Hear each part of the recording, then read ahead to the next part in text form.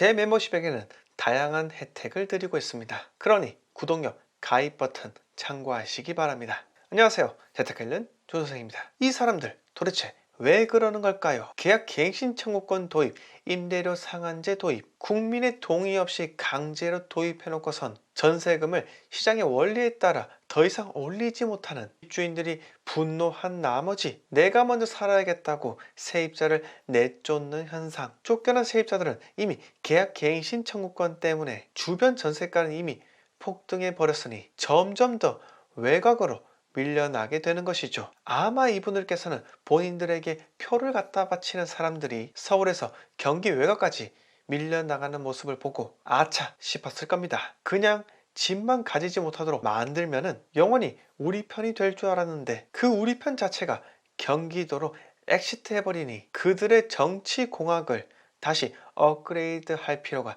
생기게 된 것이죠. 오작동이 났다는 겁니다. 게다가 작년 수도권 재건축 아파트 조합원 자격 대상에 2년의 거주 의무를 붙여버리니 좋은 입지에서 저렴하게 거주하고 있던 사람들마저 집주인이 들어간다고 하니 또 내쫓기게 되고 말았죠. 정부의 말도 안 되는 시장 교란 정책 때문에 수많은 피해자가 생기게 되었고 사회적으로도 임대인 대 임차인 이렇게 갈등 구도가 생기게 되니 대한민국의 사회적 순손실이 상당히 크다고 볼 수 있습니다. 그런데 상조킴 형님, 공정위 수장까지 했던 양반께서 이렇게 비도덕적인 행동까지 하시다니 이게 무슨 일입니까? 임대료를 5% 이상 못 올리게 하는 전월세 상한제가 시행되기 이틀 전에 8억 5천에서 9억 7천만 원으로 본인은 1억 2천만 원, 즉 14%를 올려버렸는데 이틀만 늦게 계약했더라면 4,200만 원밖에 못 올리는 거였죠. 그 당시 여당 대표가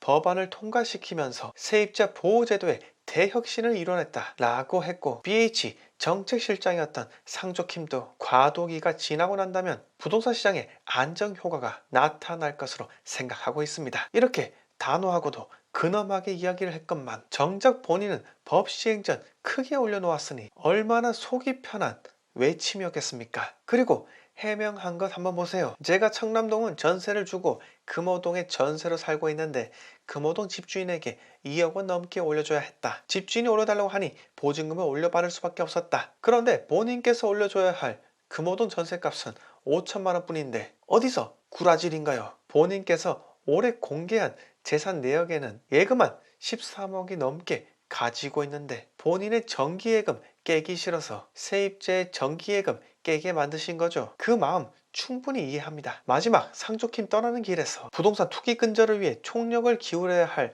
엄중한 시점에 국민께 크나큰 실망을 드리게 된 점 죄송하기 그지없습니다. 또 부동산 투기 근절이라뇨. 물타기 좀 그만하세요. 그리고 죄송합니다. 이렇게 끝내면 되는데 무슨 죄송하기 그지없습니다. 좀 이런 어려운 표현 하지 말아주세요. 분노가 더 침입니다. 저는 이렇게 생각합니다. 지금 이런 사단이 발생한 배경에는 나는 해도 되고 국민은 해서는 안 된다. 이런 엉망진창의 사고방식에서부터 나오게 된 것이라고요. 이런 생각을 갖고 있으니 국민들이 정부를 신뢰하겠습니까? 이미 그 누구도 정부를 믿지 않습니다. 법을 잘 지키는 것을 떠나서 윤리적으로라도 본보기가 되어야 하는데 국민 보호는커녕 어떻게 하면 국민들의 뒤통수 치고 나만 돈 벌 수 있을까를 고민하고 있으니 집값은 지금까지 계속해서 올랐고 앞으로도 계속해서 오를 겁니다. 다음 이야기로 넘어가겠습니다. 이거 한번 보세요. 850가구 모집에 17,744명 청약 북수원자의 렉스비아입니다. 평균 경쟁률 20.9대 1, 전용 5구 타입만 1순위 당해 지역 마감에 실패했고 나머지는 모두 2년 이상 거주한 수원 시민들만 청약에 몰리면서 수원의 지역이나 2년 미만 수원에 거주한 사람들의 경우 청약을 신청조차 하지 못했기도 합니다. 그동안 정부에서 집을 사게끔 규제를 완화해 줬더라면 폭락이들이 그렇게나 외치는 금리 폭등, 바젤3 도입, 경제 폭망, 3대 악재로 인해 부동산 폭락이 올 수 있는데도 불구하고 북수원자의 렉스비아처럼 미친 경쟁률이 나왔겠습니까? 폭락이 여러분, 아니 현실 부정자 여러분, 여러분들은 현실을 부정하는 것이 맞습니다. 여러분들이 생각하고 말하는 그 폭락은 현실이 아니라 그저 여러분들이 추종하는 그 폭락론자가 그려주는 그림대로 여러분들이 속으로 바라는 그저 헛된 믿음입니다. 그렇기 때문에 하루라도 빨리 탈출하시기 바랍니다. 마지막으로 한마디 더 드리고 마치도록 하겠습니다. 우리 낙연이 오빠께서 대국민 기자회견을 여셨습니다. 요새 참 호소라는 단어가 많이도 나오네요. 피해 호소인, 피로 호소인, 처음으로 집을 장만하는 분께는 금융규제를 대폭 완화하겠다. 죽어도 국가가 책임지는 내 집 마련 국가 책임제를 도입하겠다. 청년과 신혼세대가 안심대출을 받아 내 집을 장만하고 그 빚을 갚는데 어려움이 없도록 50년 만기 모기지 대출 국가보증제도 추진하겠다. 아니 그런데 오빠 선거 끝나면 또 흐지부지 되는 거 아닌가요? 그런데 참으로 웃긴 건 입장문 발표 후 취재진과 질의응답에서 지난 총선 때도 1주택자 종부세 완화를 시사했다가 말을 뒤집지 않았느냐 이러면서 신뢰성 지적이 나오자 지난 총선에서는 1주택자 재산세 완화를 말씀드린 것이지 종부세 완화를 말한 적이 없습니다. 이렇게 대답합니다. 그러나 본인께서는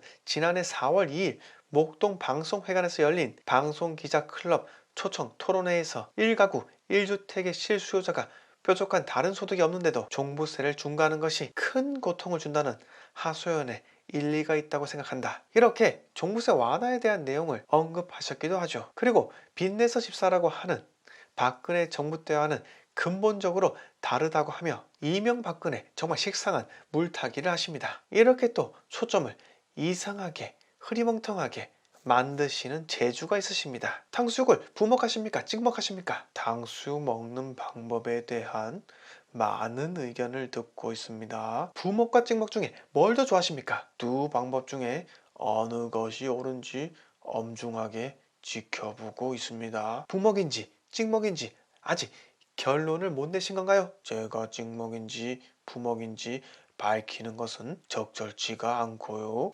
왜 그렇습니까?